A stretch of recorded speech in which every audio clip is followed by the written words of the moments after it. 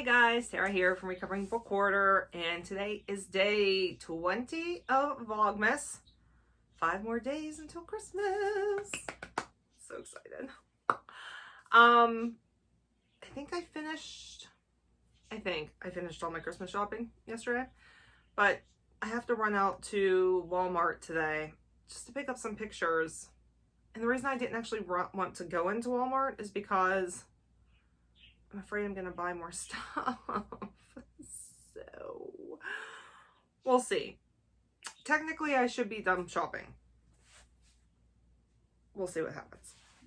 Okay, so today we are going to do kind of a mid-month book haul. I have some books sitting here that have recently entered my life that I would like to get on my shelves, but I want to show them to you guys first. So, came from a variety of places, and just realized I'm missing one here. Hold on. Okay, now I have them.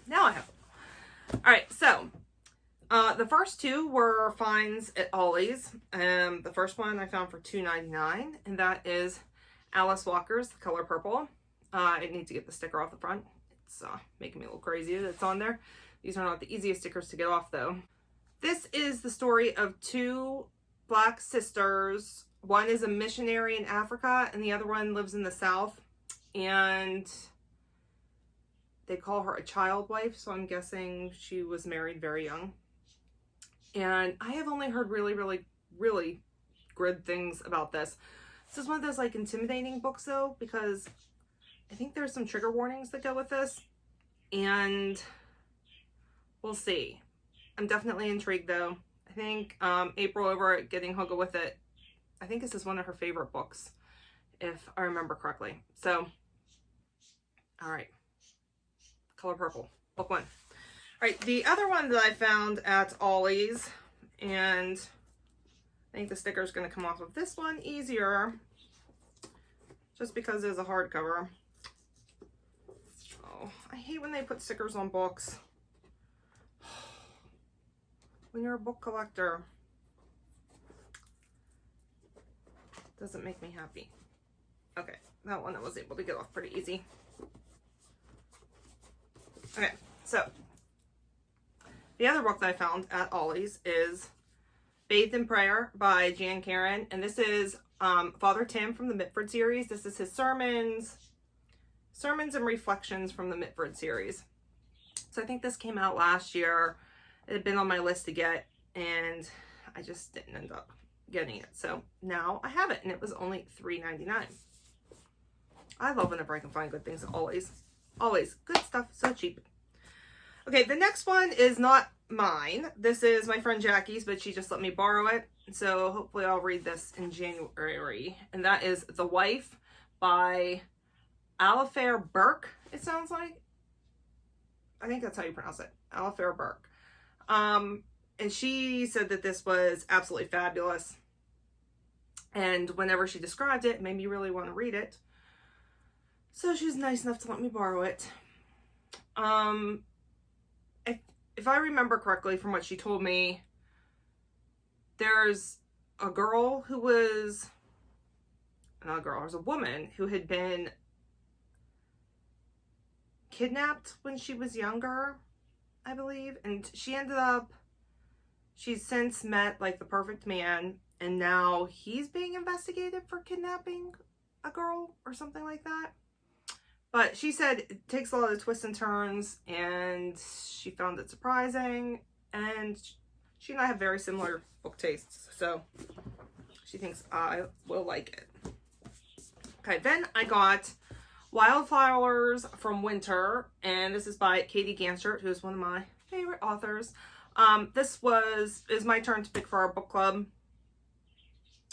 which will take place in February, and so this is my pick. This is the first, and I think right now there's two, so I guess a duology. I don't know if there's going to be more or not, but it would be contemporary Christian fiction. Sounds like a book about redemption and freedom, and there's a love story in here, and I really like her writing. So All right. Then the other one that kind of goes along with that is, this is for our Bible study that we're going to be doing after Christmas. And that is the companion study to Francine Rivers' Redeeming Love. And Redeeming Love is just one of those books that's so amazing. It's great. It's a retelling of the story of Hosea from the Bible. And it is just the most beautiful book. It's the first book that I read by Francine Rivers, and I have since read several of her books, and I love her. And so I'm really looking forward to doing this study with my girls from church. And I think we're going to, possibly going to be a Zoom Bible study, a virtual, for those of us who are still not comfortable with getting together in person. So, all right. Then I got a gift in the mail from my sister-in-law. She very kindly sent me Jesus for President by Shane Claiborne and Chris Haw. She lives in Germany, and she and I were talking on FaceTime and just discussing some of the political stuff going on here in America. And living in Germany, she gets to see everything from a very different perspective than we do. You know, it's different whenever you don't have a hand in the game and your news outlets can report pretty unbiased stuff about other countries. So, she thought that she couldn't believe I hadn't read this yet, and thought that this would be a good thing for me to read after our discussion. So I'm really excited. This is like gorgeous. There's all kinds of pictures and like multimedia and stuff in it, which I didn't expect. So it just looks really good, different. And I think it is about like if Jesus was president, what would that look like? All right, so anyway, all right. Then I have 3 that I got from Book of the Month this month. 2 that were like the monthly picks, and then one that was a new release that I have been waiting for a while and was pretty excited that they had it. As you know, with Book of the Month, it's like $14.99 for a month, and then you get to pick from 5 books, and then any additional that you add on are an additional $9.99 for hardback. Normally you can add on up to 2, and I usually do take advantage of that because it's a great way to get hardback books at very reasonable price. So I got The Wife Upstairs by Rachel Hawkins, and it sounds like a woman moves to the area, and she sounds like she has some problems with petty theft or larceny. And then Eddie is a guy whose wife recently died, and it says Jane can't help but see an opportunity in Eddie. Not only is he rich, brooding, and handsome, but he could also offer the kind of protection she craves. So looks like she's going to be taking advantage of him, and I think it's like a psychological thriller. Right up my alley. I kind of like those kind of books. All right, then Followed by Millions, Watched by One, People Like Her, a novel by Ellery Lloyd. And this is about a woman who is a social media influencer, and I believe she starts getting stalked by one of her viewers, and it just sounds very interesting.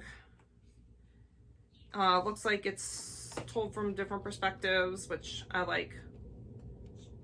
Multiple perspectives in my books. I'm hoping there's some like media kind of stuff in here too, because I really like whenever they throw in podcasts and text messages and things like that. So I don't know if there is or not, but that's what I'm hoping. Then the last one is Ready Player 2 by Ernest Cline. All right, so Ready Player 1, one of my all-time favorite books. And I read then Armada by Ernest Cline, and I absolutely hated hated that book.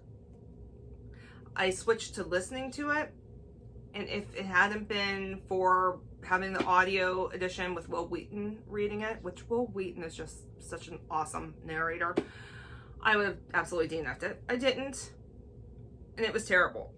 Terrible. So, right now I've got a book that I love by him, I have a book that I hated by him, and I gotta be honest, Ready Player One was wrapped up real nicely, and I don't know that we needed a sequel. I'm not even sure where we can go with the sequel.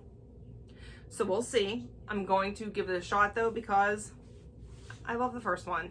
But I can tell you that if I end up not liking this one, I'm breaking up with Ernest Cline and just will be happy with Ready Player One and be done with him. All right, those are my books that have come into my life this month so far. Did you get any of these? Have you read any of them? What are your thoughts? Let me know down in the comments, and I'll see you guys tomorrow for day 21 of Vlogmas. Christmas is coming.